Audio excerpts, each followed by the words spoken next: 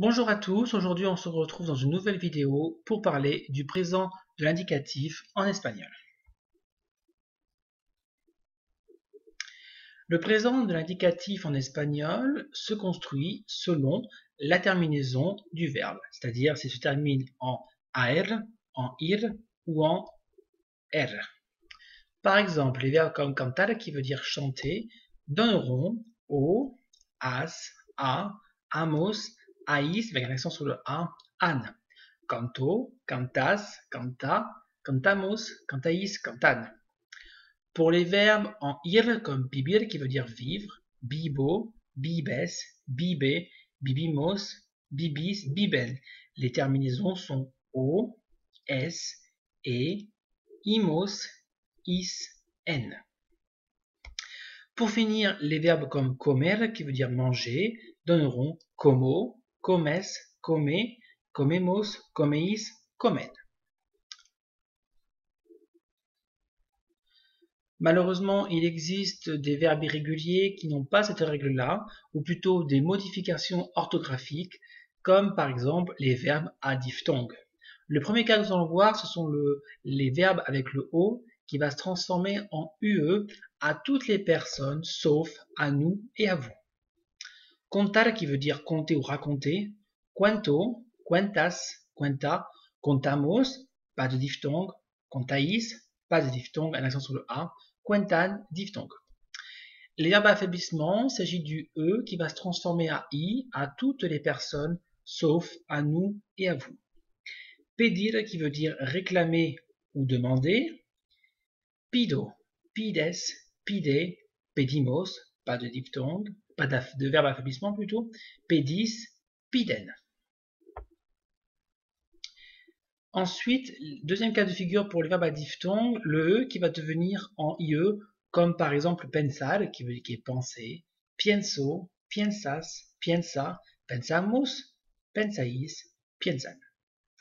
Les terminaisons sont les mêmes, sauf qu'il y a une modification orthographique.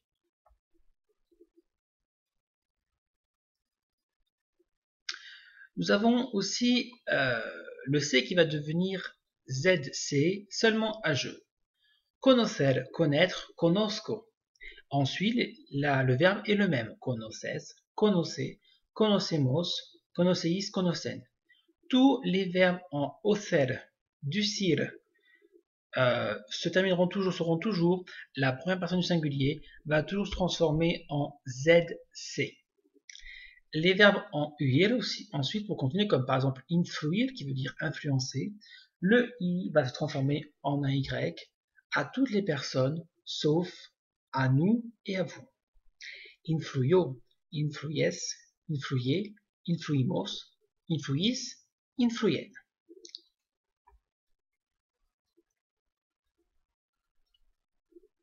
Malheureusement, il existe de nombreux verbes irréguliers qui ne respectent pas cette règle. Ils ont souvent cette irrégularité à la première personne du singulier, mais peuvent être aussi irréguliers pendant toutes les conjugaisons, les personnes. Cael, qui veut dire tomber, caego, caes, cae, caimos, caïs, caen. Ici, c'est juste caego, la première personne du singulier, qui est irrégulière. Dar, ce sera juste doi, je donne.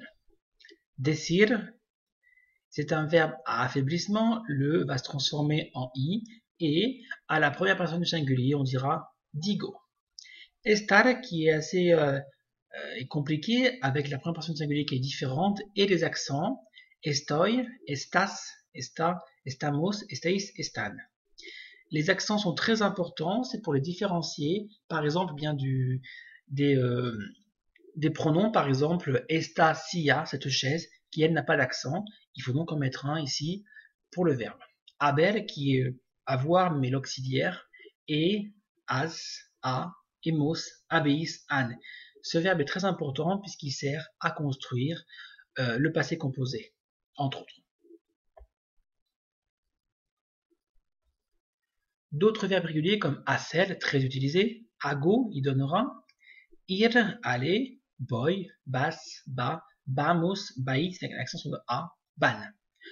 Oír qui est entendre ou entendre, il va donner oigo, oyes avec un Y, oye, oímos, oís, oyen. Poner, pongo, ensuite ça fonctionne pareil, c'est mettre, poser.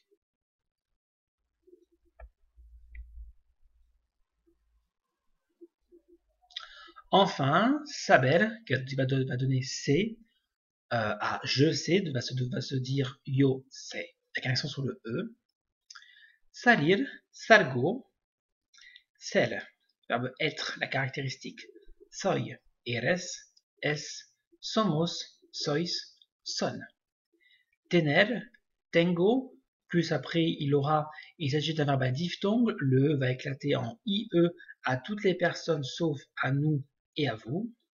Traer, juste traigo, la première personne singulier qui est irrégulière, la suite c'est pareil. Venir, vengo, plus c'est un verbe à diphtongue puisque le E va éclater en IE à toutes les personnes sauf à nous et à vous.